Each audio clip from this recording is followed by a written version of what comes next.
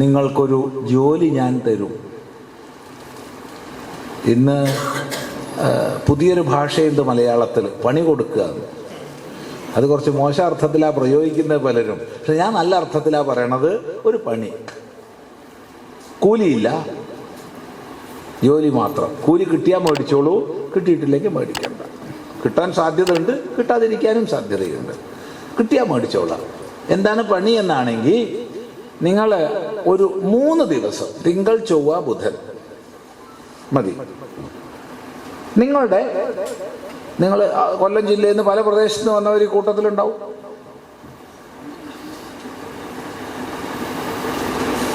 അടുത്തുള്ള രജിസ്റ്റർ ഓഫീസിലൊന്ന് പോയി ഒന്ന് എഴുതി വെക്കുക. ഇനി ഏക്കർ കണക്കിന് വിൽക്കുന്ന എത്ര ഹിന്ദു ഉണ്ടെന്ന് എഴുതി വെക്കുക. ഏക്കർ കണക്കിന് വാങ്ങുന്നവര് ആരൊക്കെ എന്നൊന്ന് ചിന്തിക്കുക. ഇതൊന്ന് നോട്ട് ചെയ്യുക. ഇതാണ് പരിപാടി. 3 ദിവസത്തെ പണിയായി. 2 ദിവസത്തെ പണി ഇവിടുത്തെ വാഹനങ്ങൾ രജിസ്റ്റർ ചെയ്യുന്ന ഓഫീസുകളിൽ പോവുക. അവിടെ ഒരു 4 ലക്ഷം 5 ലക്ഷം മാക്സിമം ഒരു 10 ലക്ഷം വരെയൊക്കെ ഉള്ള കാറുകൾ വാങ്ങുന്നതിൽ ഒരുപാട് ഹിന്ദുക്കൾ ഉണ്ടാവും. സമ്മതിച്ചു, ഇല്ല എന്ന് പറഞ്ഞില്ല. പക്ഷെ വില കൂടിയ കാറുകൾ, മറ്റു വാഹനങ്ങൾ വാങ്ങുന്നത് ആരൊക്കെ എന്ന് ഒന്ന് നോക്കുക. ഇതെന്തിനു വെച്ചാൽ ഇതൊരു ജില്ലയുടെ സാമ്പത്തിക സൂചികയാണ്. സാമ്പത്തിക സൂചികയാണ്. ഒരു ദിവസം മതി ഈ കൊല്ലം ടൗൺ മുഴുവൻ എല്ലാ സ്ട്രീറ്റിലൂടെ നടക്കാൻ. ഒറ്റ ദിവസം മതി. കൊല്ലം മുഴുവൻ എനിക്കറിയുന്നതാണ്. എത്ര കടകൾ, എത്ര സ്ഥാപനങ്ങൾ ഇന്ന് ഹിന്ദുവിൻ്റെതായിട്ടുണ്ട്. ഇന്നലെകളിൽ എത്ര ഉണ്ടായിരുന്നു.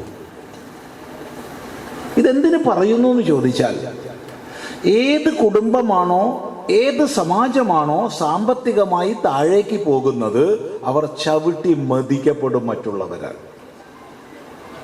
ഒരു സംശയമില്ല. സാമ്പത്തികമായി താഴോട്ട് പോയി കഴിഞ്ഞാൽ വിധേയരാകേണ്ടി വരും, ആശ്രിതരാകേണ്ടി വരും. വിധേയന് ആശ്രിതന് വ്യക്തിത്വമില്ല. അതുകൊണ്ടൊരു സമാജം മുന്നോട്ട് പോകണമെങ്കിൽ ഏറ്റവും ആദ്യം വേണ്ടത് സാമ്പത്തിക ഭദ്രതയാണ്. അതുകൊണ്ട് എവിടെയൊക്കെ യോജിക്കാൻ പറ്റുമോ അവിടെയൊക്കെ യോജിക്കുക. അതാണ് പറയാനുള്ളത്. എവിടെയൊക്കെ യോജിക്കാൻ പറ്റുമോ അവിടെയൊക്കെ യോജിക്കുക. കച്ചവടം ചെയ്യുക, വ്യവസായ സ്ഥാപനങ്ങൾ ആരംഭിക്കുക. ഒരു കാലത്തുണ്ടായിരുന്ന പ്രതാപത്തിലേക്ക് തിരിച്ചു കൊണ്ടുവരാൻ നമുക്ക് സാധിക്കും.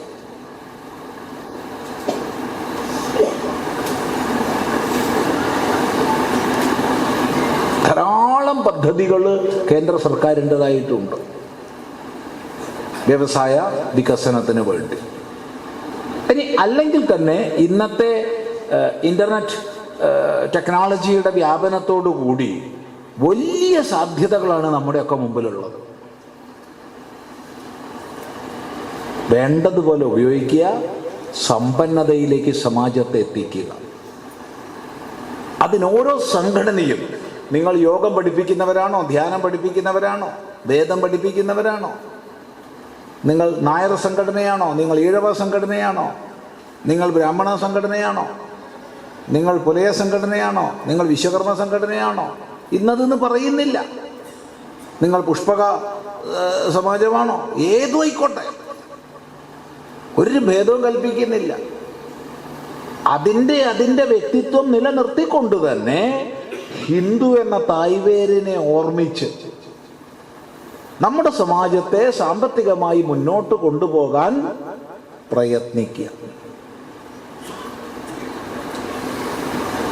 ഈ പ്രയത്നം ചെയ്തേ മതിയാവും. അതോടൊപ്പം ഞാൻ ഏത് സമുദായത്തിലുള്ളവനാണെന്ന് അഭിമാനിക്കുന്നുണ്ടെങ്കിലും ഹിന്ദു എന്ന തായ്വേരുണ്ടെങ്കിലേ അതൊക്കെ ഉള്ളൂ എന്ന് ഓർമ്മിക്കുക. ഹിന്ദു എന്ന തായ്വേരില്ലെങ്കിൽ അതൊന്നുമില്ല. ഹിന്ദു ഇല്ലെങ്കിൽ നായരുമില്ല, ഈഴവരുമില്ല, തീയരുമില്ല, നമ്പൂതിരിയില്ല, ചെറുമരുമില്ല, പുലയരുമില്ല, പട്ടരുമില്ല. അയ്യരുമില്ല, അയ്യങ്കാരുമില്ല, ആരുമില്ല. അതുകൊണ്ട് ഹിന്ദു എന്ന ഏകതാ ബോധത്തോടു കൂടി ഒന്നിച്ചേ മതിയാവും.